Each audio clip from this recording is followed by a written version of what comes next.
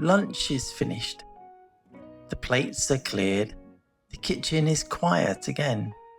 Just the soft sound of water running in the sink.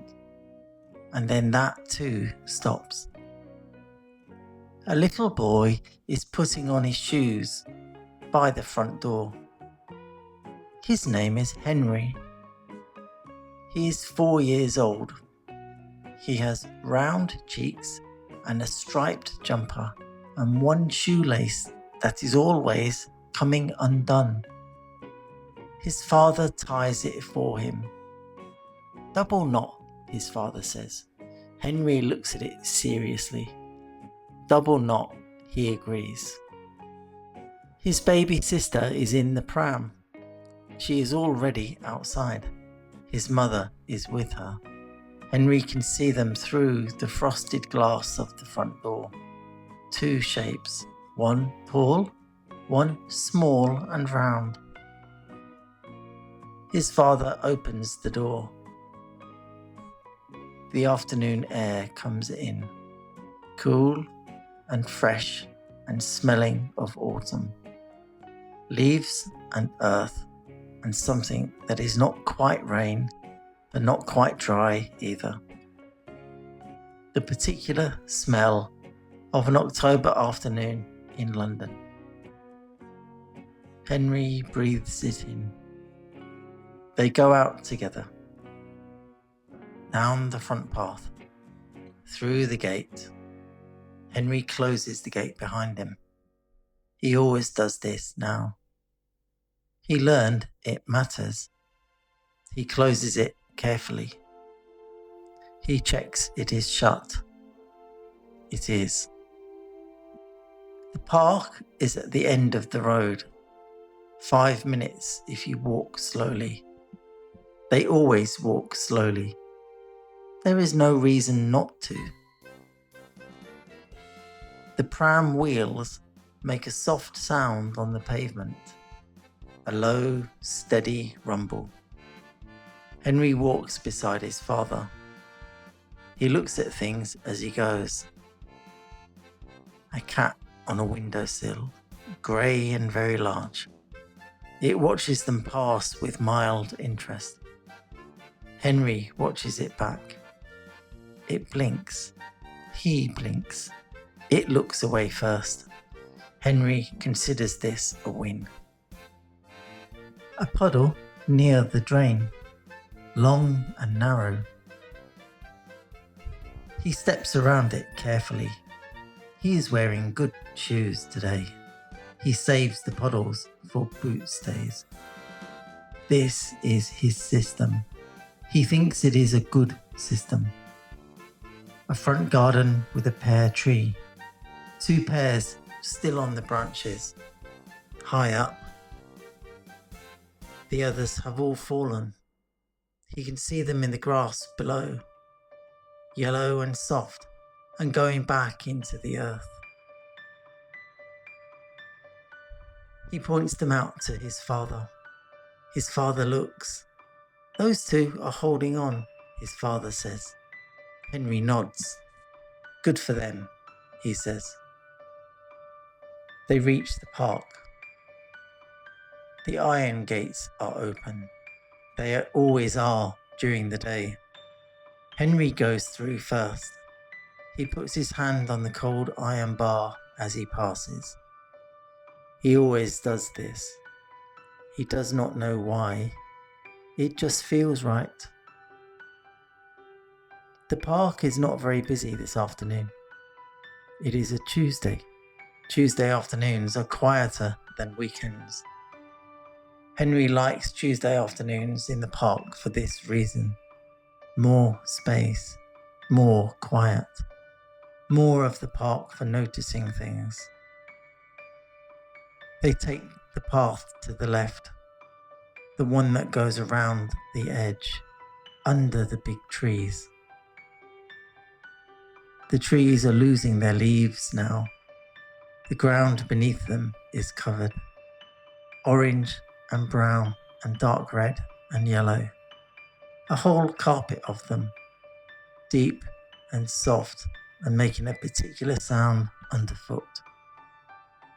Henry steps into the leaves.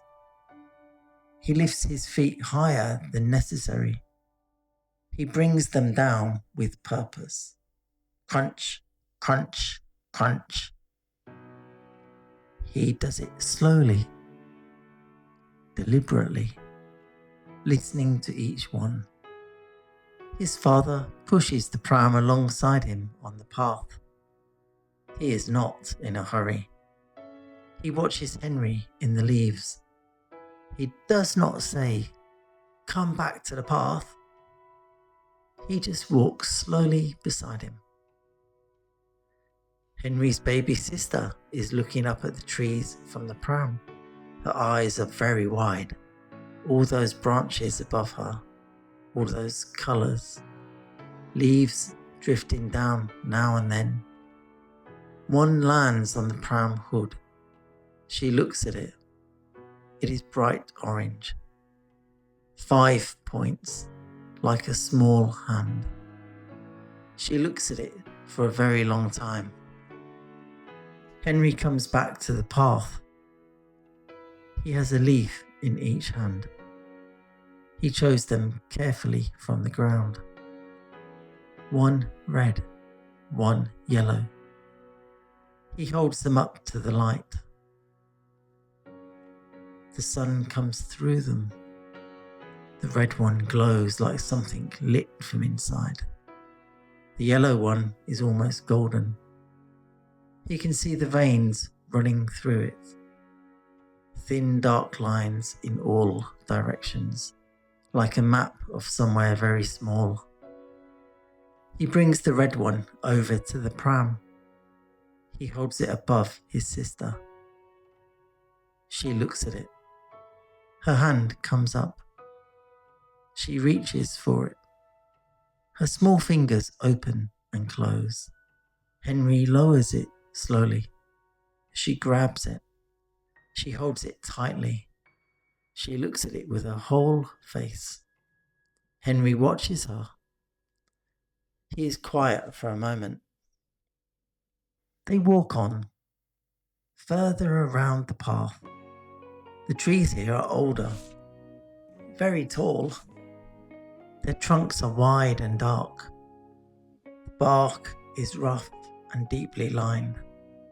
Henry puts his hand on one as he passes. The bark is cool and hard and complicated under his fingers. He keeps his hand on it as he walks, until he has to let go. There is a bench ahead. Their bench, Henry thinks of it. It is near the pond. It faces the water. It is a good bench. It has been here a long time. The wood is smooth and dark from all the years of weather. His father parks the pram beside the bench. He sits down. He stretches his legs out in front of him. He puts his hands in his coat pockets. He looks at the pond. Henry sits beside him. He sits the same way, legs out, hands in pockets. He looks at the pond too. The pond is very still today, not a ripple, just a flat, dark surface, reflecting the trees and the white sky above them. Everything upside down in the water, perfectly quiet, perfectly still. A duck is near the far edge, just one. It is not doing very much. It drifts very slowly, without moving its feet. The water carries it, just slightly, just enough. Henry watches it. He thinks it must be a very good feeling to be carried like that, without doing anything, just floating, just being there. A leaf falls from the tree above the bench. It falls slowly, spinning as it goes. It lands on the surface of the pond. The water shudders, just slightly, in a tiny ring. Then it is still again. The leaf sits on the surface. It rocks very gently, once, twice. Then it is still too. Henry and his father watch all of this. Neither of them speaks. There is nothing to say. It is the kind of moment that does not need words. It is complete just as it is. His baby sister makes a small sound. Not unhappy, just present. Just saying, I am here too.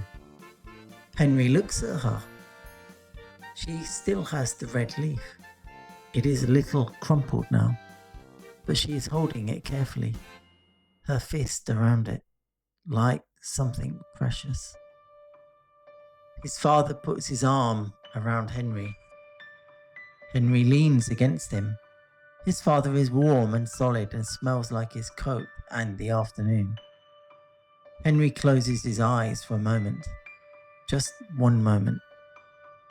The sounds of the park are all around him. A bird somewhere in the trees. The very faint sound of children further away in the park. The soft movement of the pram when his sister shifts. The particular quiet of the pond. He opens his eyes. Everything is exactly as it was. The pond still, the duck still drifting, the leaf still rocking. No, the leaf has stopped rocking. It is still now too. A man walks past on the path behind them. He has a dog on a lead. The dog looks at Henry as it passes. Henry looks at the dog. The dog has very long ears. It wags its tail once, then it is past.